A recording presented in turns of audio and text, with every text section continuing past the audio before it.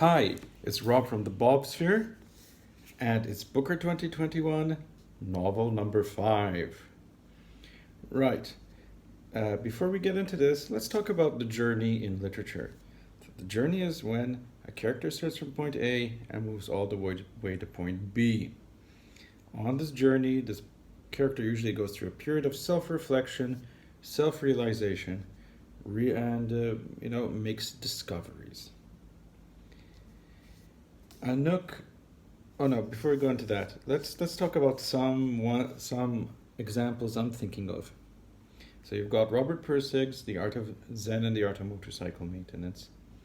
You've got Jim Dodge's The Stone Junction. Roberto Bolaño,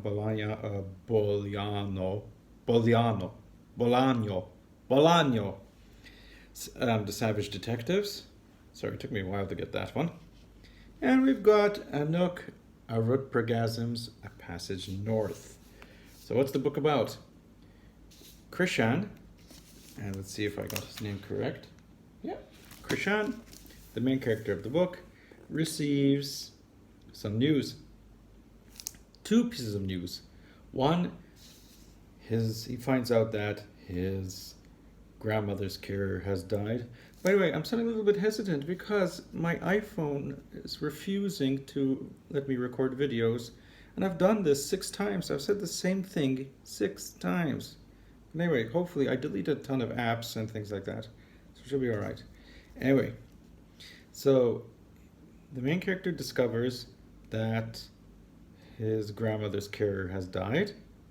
And he receives an email from a person he has split up with recently. So the right thing to do is that this character goes on a train. He lives in Sri Lanka. He goes to northern Sri Lanka to attend his grandmother's carer's funeral, which means one long train trip and a bit of a walk. As he's taking this train trip, then he starts going through the period of self-reflection. Now, the way this book is structured is it's in 10 chapters, and you could say each chapter is a sort of philosophical meditation about an aspect of life. So there's one about death, there's something about desire, there's some about love, there's some between love and sex, there's some about funerals, there's some about living, some about smoking, some about family, some bits about politics. So you've got a bit of everything. And while he's thinking about these, while Krishan is thinking about all these aspects, he's really examining them. And I mean, he is taking a razor and just digging deep.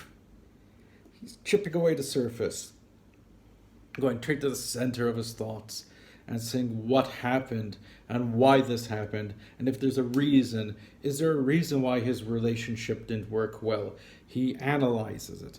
Is there a reason? Could we see the roots of this grandmother's carer's deaths? We try to. Is this journey necessary for him? He thinks about this as well. And unfortunately, like the way philosophy is, there are no concrete conclusions, and there isn't that in this book either. It's just, you know how things work, and you've got an idea how things work, but there's no actual solution. There is some sort of finality, I guess, when he actually attends the funeral and sees the person being burnt. He thinks then, but still, some thoughts are still dangling in the air. And the book goes into that. So yes, it's a book. It's food for thought, definitely about that. You'll think about death, and you'll think about rights. There's a lot about culture as well. Then there's the difference between India and Sri Lanka. There's a lot about the Tamil Tigers because his father was killed in one of the shootings. And then it's about as well foreign mentalities with Indian mentalities, because there's one section where the grandmother has to go to London. So there's a lot going on, and it's not told difficultly. But this is not a book for everyone. This is told in very long, rambling sentences. I'm noticing this year's Booker is divided into two halves, and it's quite obvious. They made the dichotomy there, if I'm pronouncing the word properly. There's the experimental, and then there's the conventional novels. This falls into the experimental one. So this goes under Rachel Cusk's second place, and No One Is Talking About This by Patricia Lockwood. This fits in there. This is not for everyone. I can see this annoying people, but then I can see people embracing this as well, because it does get the brain cells working, or at least I think so. And I'm not saying that those who don't like it mean they do not like to think. No, that's very condescending. No. What I mean is that it could be frustrating, because lots of the thoughts and digressions and the philosophical meditations not really lead anywhere. The only thing that is straight is Krishan's journey. That's the only thing that's concrete. So, I liked it. I am a sort of sucker for these types of books. Being a philosophy student, I again, I mentioned Zen and the Art of Motorcycle Maintenance, which is another book which lots of people find off-putting, because it has more or less these same elements as well. There's a lot of thought, and there's a lot of reflection, and you could see it as meandering and a waste of time, but there are interesting philosophies that come out of it. So you have to give it a chance if you're not irritated. And like I said, I'm going to repeat myself, there are long, rambling sentences. I said they just go on and on and on and on like that.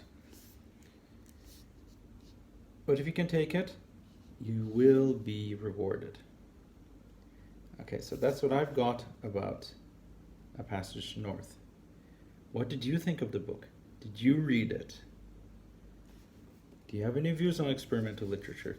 Do you think the Booker is more for experimental literature or conventional?